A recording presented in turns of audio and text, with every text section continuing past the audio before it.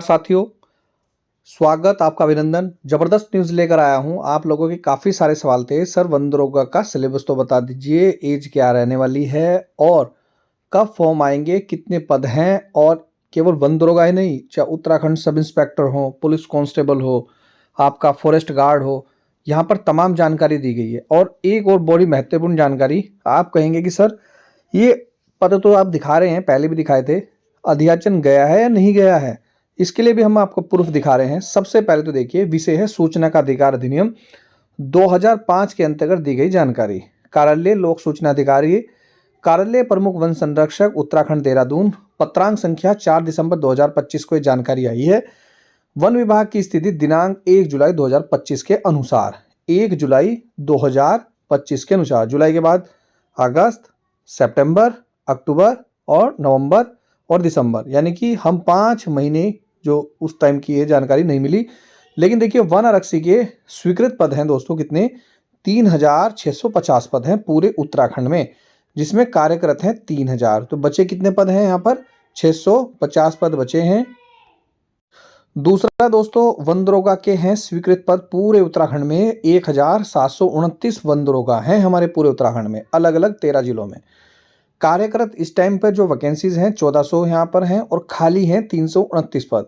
आगे देखिएगा, हमें और जानकारी लेनी थी, भाई ये तो बता दो कि जो ये पेपर होंगे इसके या भर्ती आएगी भी, वो कौन सी नियमावली के तहत होंगे। तो फिलहाल हमें जो जानकारी मिली है, वन दरोगा और वन आरक्षक की भर्ती उत्तराखंड अधीनस्थ वन सेवा नियमावली 2016 और उत्तराखंड अधीनस्थ वन सेवा संशोधन नियमावली 2018 के अनुसार की जाती है।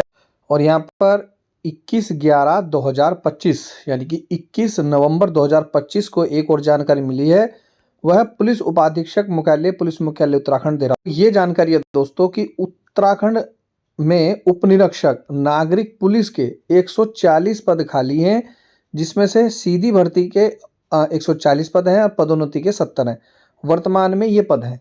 अब भाई साहब नियमावली देख लो, 11 सितंबर 2025 को एक नियमावली आती है, जिसमें दोस्तों वर्दीधारी उपनिरीक्षक जितनी भी भर्ती है उनकी एकल परीक्षा होती है।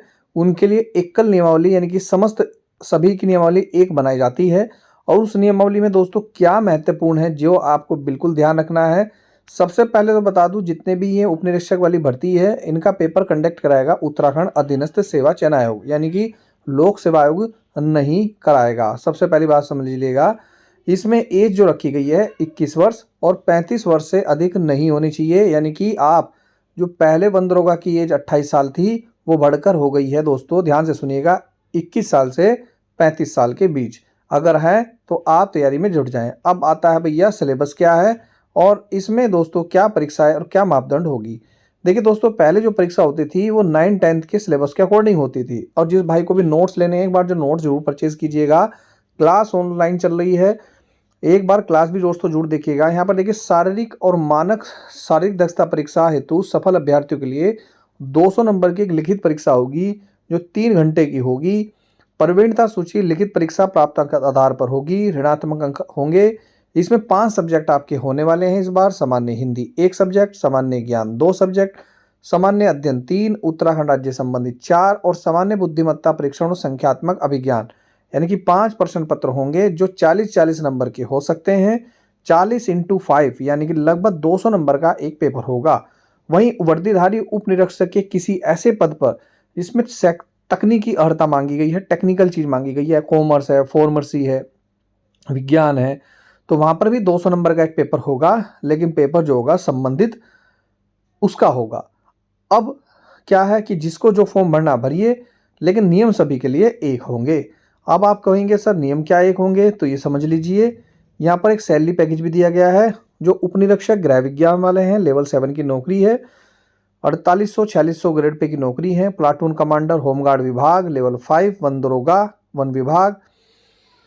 यहाँ पर मैंने सभी के पद आपको दिखाए हैं। अब थोड़ा सा हम बात कर लेते हैं शारीरिक मानक की। पूरे उत्तराखंड में कोई नहीं दिखाएगा इस टाइप की वीडियो, नहीं दोस्तों, किसी को पता इस बारे में नॉलेज ही नहीं होगी। ठीक है, हमने तो सबसे पहले बता दिया था पूरे उत्तराखंड में, मेरी यूट्यूब पे वीडियो देख लेना, मैंने ही सबसे पहले बता दिया था कि एकल वर्दी धारकों की सबकी एकल परीक्षा होगी जितनी भी भर्तियां हैं।